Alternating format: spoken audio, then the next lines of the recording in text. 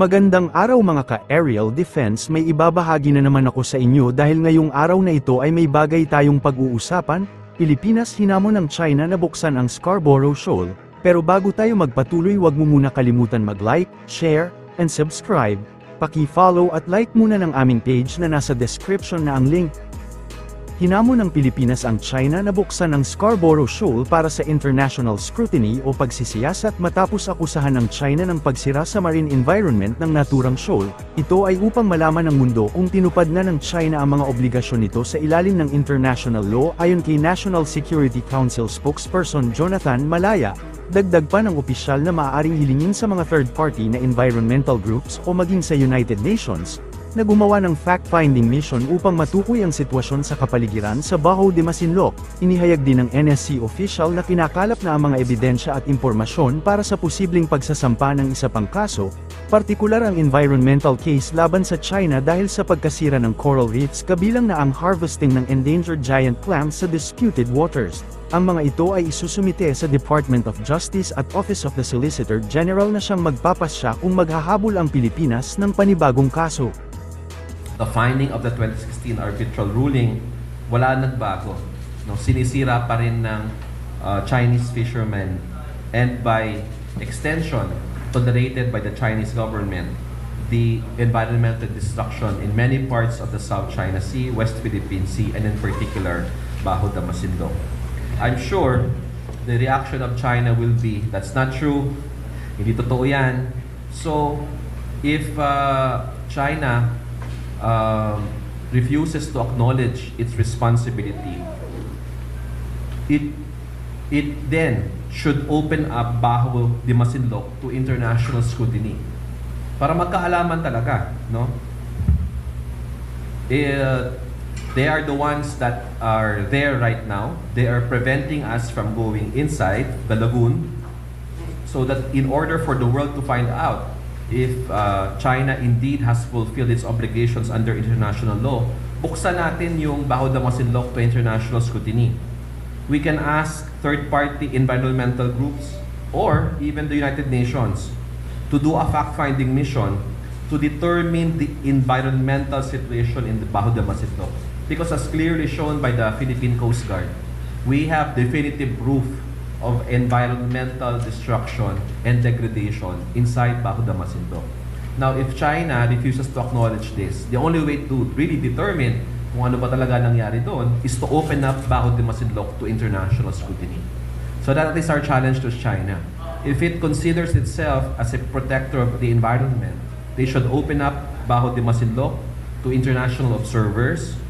Let third party, not necessarily the full Philippine Coast Guard, not even Philippine groups, because sasabihin na naman nila, gaya nung sinabi nila sa ginagawa ng ibang mga civilian groups, that these are all part and parcel of Philippine propaganda. So we can ask third party groups, environmental groups, or any other group to do a fact-finding mission to determine the environmental situation in Baho de Masinloc, because we are alarmed and worried about the situation that's happening there. Yes, the new Chinese Coast Guard regulations ay contrary to international law, UNCLOS, and the UN Charter. Wala pong karapatan ang China na mag-aresto o mag-detain or mag-expel ng sino man sa West Philippine Sea without trial. Itong mga regulasyon na ito, hindi po ito pwedeng i-apply sa exclusive economic zone ng Pilipinas, kasama na rin ng Vietnam, Malaysia, Brunei, Indonesia, or the Philippines.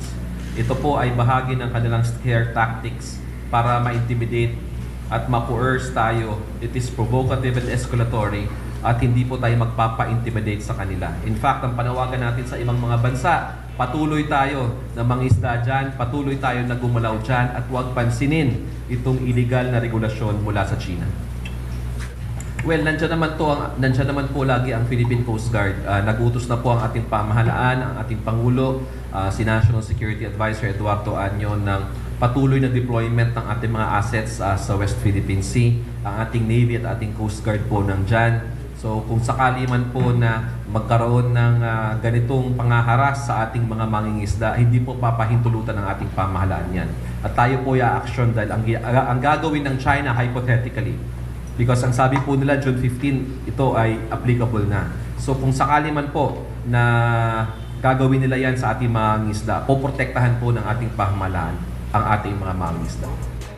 Samantala, binanggit ng tagapagsalita ng Philippine Coast Guard for West Philippine Sea Commodore J. Tariela, ang umano'y pagsira ng China sa Baho de Masinloc mula noong 2016, maituturing na empty threat para takutin ang civilian mission sa pinag-aagawang karagatan ang bagong pulisya ng China, na nagpapahintulot sa kanilang Coast Guard na ikulong ang trespasser sa inaangkin nitong teritoryo nang hindi dumadaan sa paglilitis. Ito ang inihayag ni PCG spokesperson for the West Philippine Sea Commodore J. Tariela.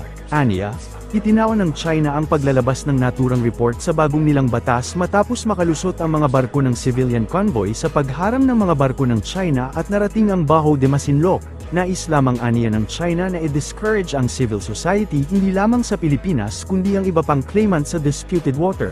Sinabi din ng PCG official na malaking sakit sa ulo para sa China ang civil society groups lalo na kapag ito ay mula sa mga bansa, gaya ng Vietnam, Malaysia, Indonesia at Brunei na mga claimants ng pinagtatalunang karagatan.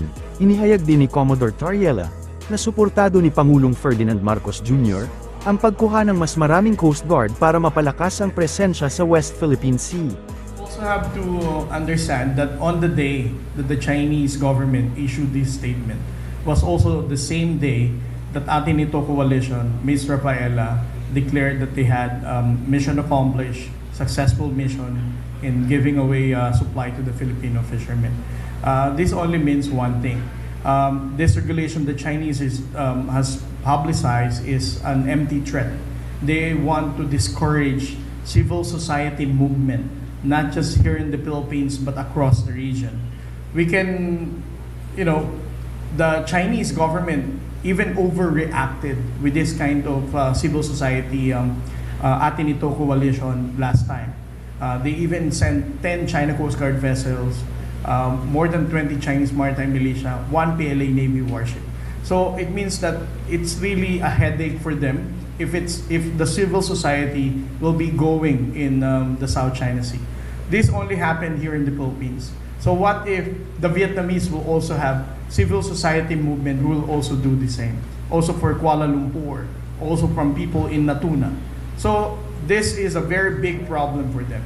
So for China to counter all this kind of impact to the civil society, they have to say something to at least threaten the people. And this regulation, that's the objective of which, to make sure that not just the Filipinos, but across the region, you are warned that if you're going to do this kind of civil society movement again, it is not us who's going to just to have a headache, but we will threaten you that we're going to detain you and imprison you. Para sa mas madaming update tungkol sa ating defense, abangan lamang ang aking mga bagong video. Para naman sa mga gusto magpa-shoutout, mag-comment lamang po at share, paki-follow at like muna ng aming page na nasa description na ang link. Huwag mo na rin kalimutan mag-like, share, and subscribe. Pindutin mo na rin ang bell para updated kayo sa aking mga video. Maraming salamat po.